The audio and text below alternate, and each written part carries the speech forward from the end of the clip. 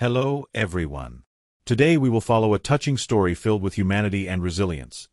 The story of a single mother named Huyen, her 3-year-old daughter Maya, and their loyal disabled dog BB. Huyen's life has been filled with more tears than smiles. She once had a family she thought she could rely on forever, but happiness was fleeting. Her domineering husband, a man obsessed with having a son to carry on the family line, grew increasingly distant upon learning that Huyen had given birth to a daughter. Worse still, her mother-in-law, a narrow-minded old-fashioned woman, constantly belittled and scorned her for failing to bear a son. Huyen tried her best to endure and to hold the family together. But one stormy day, her cruel mother-in-law heartlessly threw her and her child out of the house, forbidding them from taking anything except a few old clothes and a worn-out bamboo basket. From that day on, Huyen carried baby Maya in her arms and led their disabled little dog BB as they wandered from place to place, struggling to survive. Every morning, she would sling the tattered basket over her shoulder and walk more than 2 kilometers with Maya to a forest near the foot of the mountain. The damp, slippery trail had long since become familiar to them. Upon arrival, Huyen would gently place Maya in a safe spot under a thick canopy of trees. Maya's innocent eyes already seemed to understand her mother's hardships. She no longer fussed like other children her age.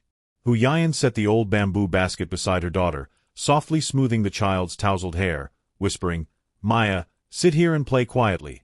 Okay. Mommy is going to catch some snails so we can sell them at the market tomorrow to buy rice for you to eat." Maya looked at her mother with wide eyes, blinking, then gave a small nod. Though still very young, she had already learned not to trouble her mother while she worked.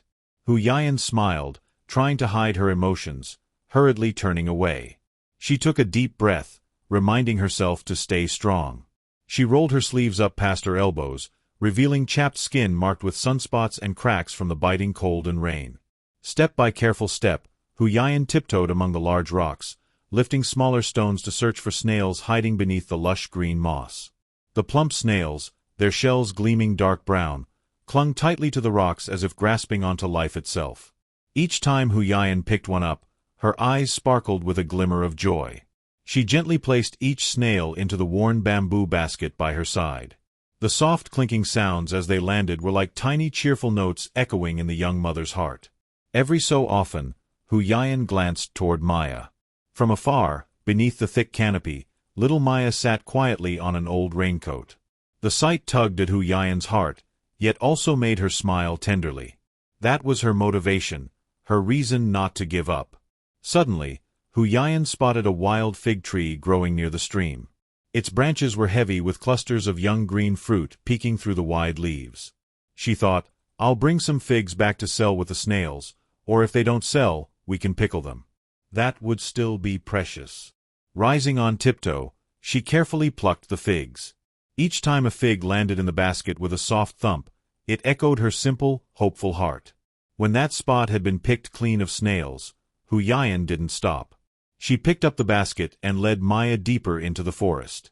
In the new area, the snails were more plentiful. Fat, round snails clustered beneath mossy stones. Patiently leaning forward, Huyen picked them up one by one. Every snail added to the basket meant one more thread of hope, a fuller meal than yesterday's. In the distance, Maya remained perfectly well-behaved. Though only 3, the child seemed uncannily mature. She played quietly with a few dry leaves her mother had gathered earlier, her tiny hands carefully arranging each leaf and twig. Sometimes, Maya would look up at her mother, her clear eyes shining with longing, but she didn't call out or cry. She simply smiled softly whenever her mother turned to look. That look seemed to say silently, "Mommy, I'm being good. Don't worry. Keep picking the snails." Time passed slowly. The once empty basket was now half full of snails and a few wild figs. The gentle clinking of the snails in the basket rang like cheerful music in the quiet forest. Beads of sweat dotted Huyen's forehead despite the cool air. Yet in her heart, a small joy was blooming. Tomorrow at the market, she would be able to buy some rice, maybe even an egg for Maya. That alone was happiness enough. Looking up, the soft late afternoon sunlight filtered through the leaves, bathing the scene in gold. Huyen gently wiped her reddened hands, lifted the basket, and walked toward her daughter. Bending down, she embraced Maya and said softly, "My sweet girl, Mommy's done. Let's go home." "Okay," Maya chirped happily, wrapping her little arms around her mother's neck. Her small face nestled against her mother's shoulder. The basket swung from the single mother's shoulder, heavy not just with snails and figs, but with love and hope. On the narrow path home, the faded glow of the sunset stretched across the bare branches of the trees. The last golden rays of the day filtered through the leaves, scattering soft light on the footsteps of mother and child. The small dirt road was still damp from the morning rain. With each step, Huyen's feet sank lightly into the soft mud, leaving behind the imprints of a long, weary day. She carried Maya in her arms. The little girl nestled close to her mother, her tired eyes calm and peaceful. Though her legs ached with exhaustion, Huyen held her child tightly, savoring the warmth of her tiny angel. After walking for a while, Huyen stopped beside a small stream by the roadside. The stream's crystal-clear water flowed gently over the stones, murmuring softly. She set Maya down on a large rock so the child could rest for a moment. Huyen knelt by the stream and carefully emptied the snails from her basket. In the soft light of the fading day, the snails glistened like tiny gems. Her thin, cracked hands picked up each snail and washed it thoroughly in the cool water. One snail after another, Huyen worked patiently and meticulously, as if tending to her own fragile dream. She then reached for the clusters of wild figs, gently plucking them from the basket and rinsing each one in the stream. The plump green figs gleamed like fresh jade when cleaned. After everything was washed, she took a moment to cleanse her own hands and feet, letting the cool water wash away the dirt and weariness of the long day. With her work done, Huyen gathered everything, carefully placing the snails and figs back into the basket. She slung the bamboo basket over her shoulder once more, took her daughter's tiny hand in hers, and together they continued on their way toward the market. The afternoon light was fading. The familiar sounds of people and vehicles from the market reached their ears, urging their tired feet to move a little faster. When they reached the market gate, Huyen stopped by a small roadside convenience stall she often visited. The shop owner, a middle-aged woman, had bought snails from Huyen many times before. As soon as she spotted the mother, daughter, and little dog approaching from afar, Ms. Lon greeted them warmly. "Huyen, is that you? Did you catch many snails today?" Huyen smiled softly and replied, "Yes, it rained today, so I managed to catch a good amount." She set down her basket and carefully displayed the plump snails in a tray. To her surprise, the snails were quickly bought up as soon as she arrived at the market. That simple joy brought a sting of emotion to her eyes. All the exhaustion from the long day seemed to melt away in that moment. She accepted the money from Ms. Lon and held it tightly to her chest. With a little left over, she quickly bought a few essential items.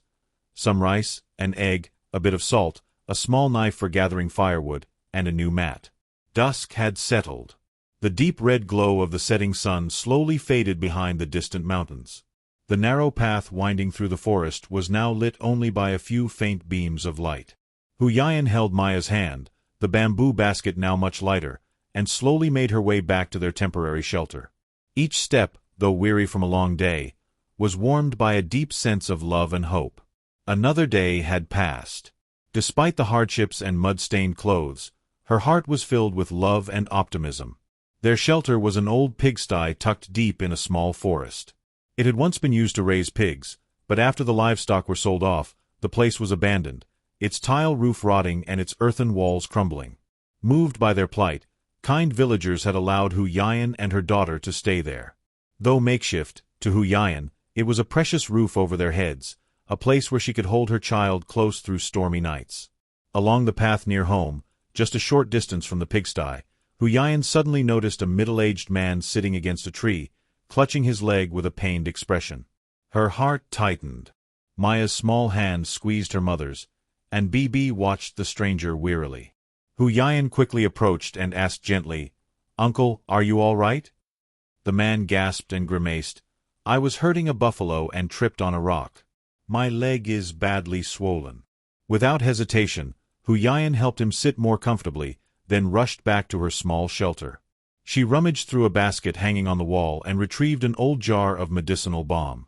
Returning to the man, she carefully applied the balm to the bruised and swollen area, massaging it gently.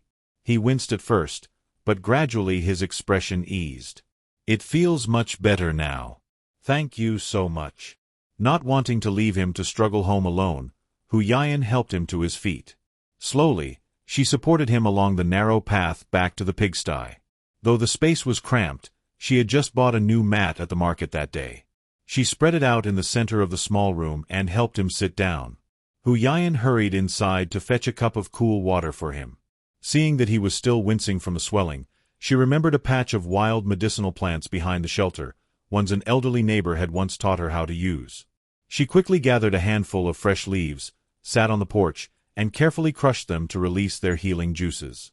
She then wrapped the crushed leaves in a clean plastic bag and gently tied it around the man's injury. When she had finished, the man looked around the small shelter, his gaze softening with a mix of surprise and sympathy. "You and your daughter are living here in this old pigsty?" Huyen replied softly, "Yes, uncle. We came from far away. After being cast out by my husband's family, we have no land of our own. I'm just grateful the villagers let us stay here." He remained silent for a moment, then looked at Huyen thoughtfully.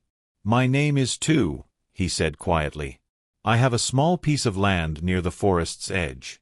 It's been unused for years. If you'd like, I can show it to you tomorrow. If it suits you, you can borrow it to build a proper home." At those words, tears welled up in Huyen's eyes. Her voice trembled. I don't know how to thank you, uncle.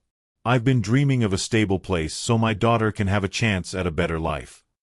Uncle Tu smiled kindly and patted Maya's head. "You and your daughter are good people. Helping others like this, the heavens will surely look kindly upon you.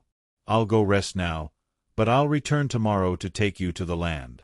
Huyen walked him to the edge of the path, then led Maya back inside their humble shelter. Though the roof still leaked and the walls were crumbling, a new light of hope now burned bright in Huyen's heart. "Maya, my dear, maybe tomorrow we'll have a new home," she whispered.